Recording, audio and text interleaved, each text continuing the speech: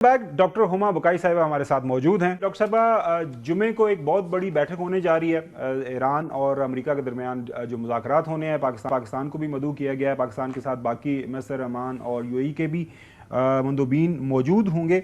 इस जो बैठक को, ये जो सेटिंग होने जा रही है, किस तरह आप देख रही हैं कि हम उम्मीद रखें कि ये कामयाब होगी? क्योंकि इनिशियली हमें ऐसा लग रहा था और काफ़ी सीनियर जो है डिप्लोमेट्स, उनको हमने प्रोग्राम में बुलाया, वो उनके ख्याल के मुताबिक रिटन ऑन द वॉल कि अमेरिका अब ईरान के ऊपर हमला करे कि करे।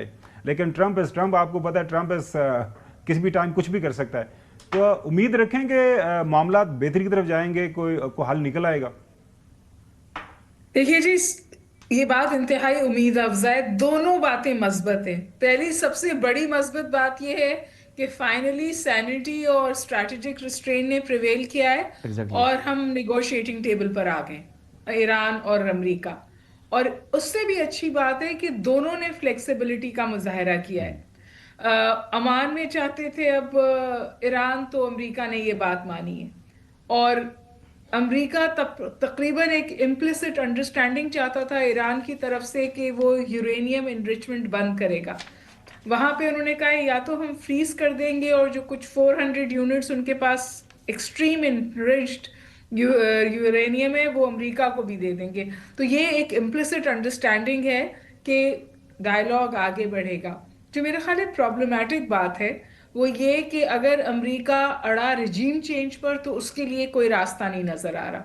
और उससे भी ज्यादा अहम बात ये कि अगर ईरान का जो बैलिस्टिक मिसाइल प्रोग्राम है, जो अमेरिका से ज्यादा इजराइल को खटकता है, अगर वो उसको भी खत्म करने की बात हुई तो मसला हो सकता है, वहां बातचीत फंस सकती है। लेकिन अभी तक उस हवाले से कोई इम्प्लिसिट बात सामने नहीं आई है। बेसिकली जो बात ओपन की जा रही है वो न्यूक्लियर प्रोग्राम के हवाले से की जा रही है और वहां ईरान फ्लेक्सिबिलिटी दिखाने को तैयार है। ईरान भी इस वक्त अपनी इंतहाई कमजोर पोजीशन पे है। और जब मैं किसी कभी से बात कहती हूँ तो वो कहते हैं कि हमारे यहाँ पिछली प्रोटेस्ट में इतनी अमवात हो गई हैं कि अब लोगों में मरने का खौफ खत्म हो गया है। तो कोई भी डिसरप्शन जो है दोबारा स्ट्रीट को वायलेंट कर सकती है। बिल्कुल सही। आपको सवाल, 35 अरब डॉलर का बजट है जी, दिफाई बजट जो है वो ईरान का।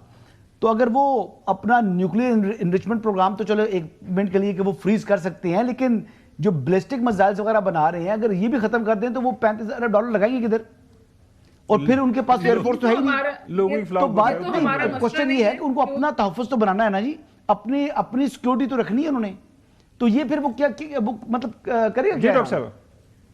मैंने आपसे पहले भी गुजारिश की ना कि अगर ये डायलॉग कहीं जाके फंस सकता है तो वो बैलिस्टिक मिसाइल प्रोग्राम पे फंस सकता है।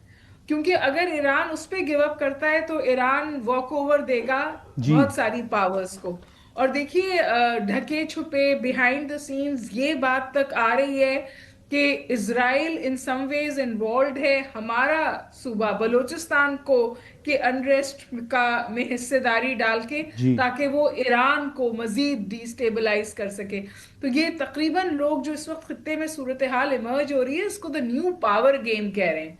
तो स्टेक्स बहुत ज्यादा हाई हैं। इसीलिए मैंने कहा कि बहुत अहम था कि पाकिस्तान इस डिस्कशन में इस टेबल पर हो। और ये बाय डिफॉल्ट नहीं हो गया है कि पाकिस्तान इस डिस्कशन का हिस्सा बना है। आप सोचें कि आज एक और ट्रंप का बड़ा इंटरेस्टिंग स्टेटमेंट एक दोबारा फिर आया है कि जी बडग्राम हम हर हाल में वापस लेंगे। और CNN की रिपोर्ट्स चली हैं, गालिबन आपके चैनल पे भी, कि जो आर्म्स अमेरिका छोड़ गया था अफगानिस्तान में, वो ईरान के लिए भी मसला है, वो रशिया के लिए भी मसला है, वो चाइना के लिए भी मसला है। और खित्ते में जो दहशत गर्दी हो रही है वो उन आर्म्स के तहत हो रही है। तो ये सिर्फ ईरान US का किस्सा नहीं है, ये सिर्फ इस वक्त जो आप बलूचिस्तान में बिल्कुल पूरे रीजन के लिए मिसाइल हैं। चौधरी गुलाम साहब, आपके ज़हन में कुछ सवाल है तो पूछ लीजिएगा। नहीं, मैं समझता हूँ कि अगर अमेरिका और ईरान जो है बातचीत के लिए टेबल पर बैठ रहे हैं तो ये पेशरफ्त है और ये कामयाब होने के लिए बैठ रहे हैं, नाकामी के लिए नहीं। कुछ ना कुछ, जैसे डॉक्टर साहब फरमा रही हैं कि कोई अंदरून खाना कुछ ना कुछ मिनिमम एग्रीमेंट हुआ है तो उसके बाद बातचीत होगी। تو یہ مذاکرات جو جارڈن والے عمان میں ہو رہے ہیں یا مسقط کے یعنی والے میں ہو رہے ہیں؟ ایران ڈیمانڈ کر رہا تھا جی ان کی مجھے ایگزیکٹلی نہیں پتا، لیکن یہ ضرور پتا ہے کہ وہ ٹرکی میں ان مذاکرات کے لیے تیار نہیں تھے، اور امریکہ نے پھر اس بات پہ لچک دکھائی ہے کہ جو ایران کہہ رہا ہے وہ کر لیں.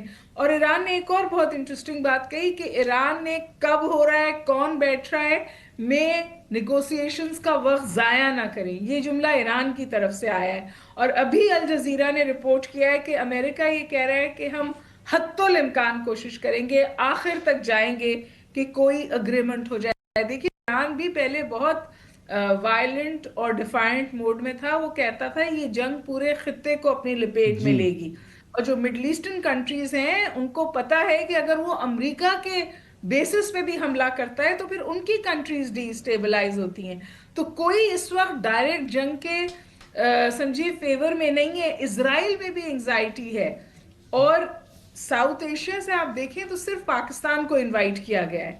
اور اس لیے ساؤتھ ایشیا سے پاکستان کو انوائٹ کیا گیا ہے کہ وہ جو ٹرائنگولر کانفلکٹ میٹرکس ہے وہاں پاکستان کا لوکیشن ہے، پاکستان وہاں پہ بیٹھا ہے، اور پھر پاکستان کو ایسی سٹیٹ کے طور پہ دیکھا جا رہا ہے جس کو یہاں لا کر صورتحال کو سنبھالی جا سکتی ہے. بہت شکریہ ڈاکٹر بقائی صاحب.